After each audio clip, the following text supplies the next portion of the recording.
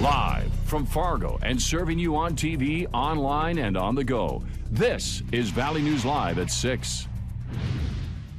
That's always a steady reminder in the wintertime that, like, it's real out here. Like, people for real die. It's dangerously cold, and when there's no home to go to, shelters are literally saving lives this time of year. Multiple people froze to death last year in Grand Forks, but a new direction at the rescue mission is trying to change lives. Valley News Team's Ryan Laughlin tells us how changes at the only homeless shelter in town are addressing a widespread issue. When it's this cold, Oh yeah, -20. it's dangerous, Mother Nature's something to reckon. especially for those without a home. So this is the main lobby. Thundercloud came to work the harvest, This is the crew, the squad. but it didn't go that way. Didn't really work out as planned. Now I'm just trying to get through the winter. Getting through the winters here isn't a given. I don't know his name, but there used to be a plaque and a memorial by the train bridge. A gentleman passed away there, he froze. His name was DJ Campbell, and his story is well known at the mission because he was found frozen to death underneath that railroad bridge. He was kicked out of the mission for smoking meth, according to police reports. But this year, there's a whole new renewed effort to make sure DJ's story doesn't repeat itself. Capture everybody who's out in the cold and touch base with them. It's Sue Shriek's first winter running the mission, and there's a greater community effort to get people out of the cold. We go to places like the Greenway or the parks or the mall or the library. But the biggest change isn't getting people into the mission, it's how they're getting people out of the mission. We're getting people more successfully and more rapidly housed in the communities. Over the last couple months, the mission has helped 30 people get jobs and get their own places in Grand Forks. Compare that to the 3 months before then, only 11.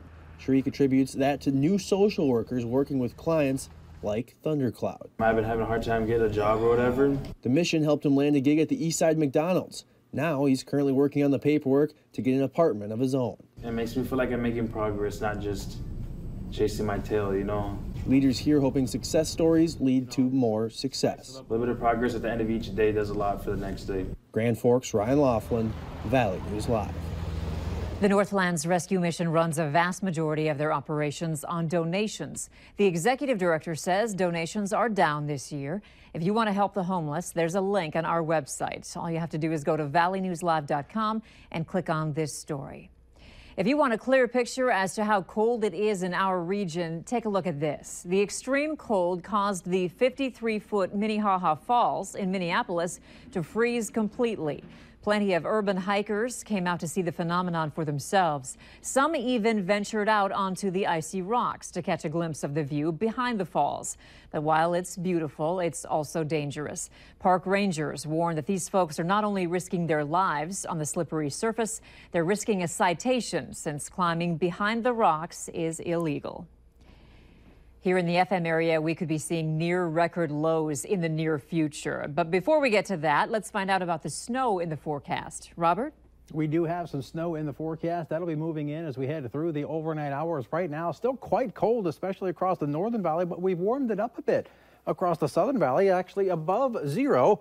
Not very warm, but warmer than it has been. 5 in Gwinner, 7 in Wahpeton, 3 in Fergus Falls. We're right at 0 in Fargo, but off towards the north, -13 in Badette, -13 in Roseau. Winds out of the south and southeast tonight are actually going to lead to slowly warming temperatures. Last night, overnight lows in the teens, 20s and 30s below zero. Tonight, single digits above and below zero. Not a whole lot of wind, but it's enough to create some very cold wind chills out there. As cold as -28 in Hallock, 29 below in Langdon, -17 here in Fargo. Clouds on the increase underneath those clouds, starting to see a little bit of snow on the radars, and we'll see that snow chance increase as we head through tonight. But in Fargo, as we head through the evening, I think we stay dry and temperatures are slowly warming on up. A brief warm-up as we head through your Thursday, and then even colder air makes its way into the region. The details on that coming up in just a few minutes. All right. Thank you, Robert. With the critical weather conditions, it's important to remember to bundle up yourself and your pets so you don't get frostbite. If pet owners see their pet walking on 3 legs, Susan Keller, the state veterinarian, says owners should bring their pet inside and warm up their paws under warm water. She also says to keep an eye out for salt buildup on their paws. because as we know, we're putting salt down and other ice melt products this time of the year. So you don't want your pet to clean their paws and lick that off. That can cause other gastrointestinal problems and health issues. Booties and coats can also be worn to help keep your pet warm in these cold temps. For more information on frostbite, you can contact your local vet. A Minnesota man will spend a little over 2 weeks in jail after reaching a plea deal on charges stemming from the discovery of dead horses in Becker County, Minnesota. 42-year-old Michael Dahl of Ogama was sentenced today in Becker County Court to 18 days in jail and must serve 4 years supervised probation. Dahl reached a plea agreement in October, dismissing 2 of the 3 felony animal mistreatment charges against him. The charges were filed after 3 horses he was caring for were found dead in Becker County back in January. A representative of the Minnesota Board of Animal Health inspected the horses and found that they were likely killed by starvation and hypothermia.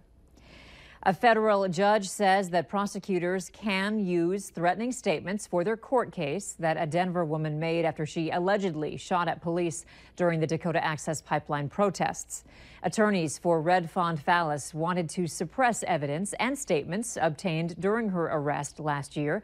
Fallis is accused of shooting a handgun at officers during a confrontation in October 2016.